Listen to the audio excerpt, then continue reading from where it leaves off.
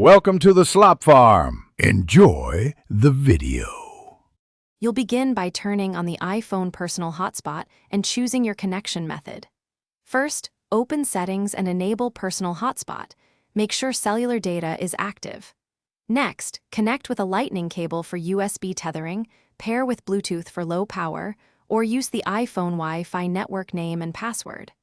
Once done, accept any trust prompts on the phone and the PC. This approach ensures the PC sees the iPhone as a network interface immediately for internet access.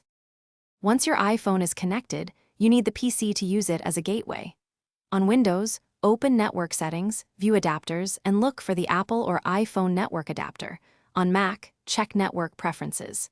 If USB tethering isn't present, update iTunes or Apple mobile device drivers and reconnect.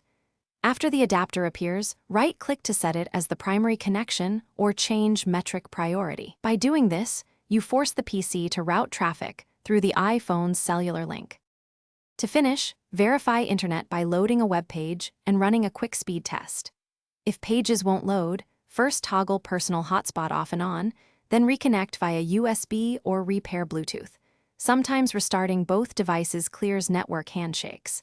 Make sure the carrier allows tethering on your plan and that battery saver or low data mode isn't blocking hotspot functionality. If problems persist, reboot the PC and iPhone and retry. This single troubleshooting step resolves most stubborn tethering issues. Thanks for watching.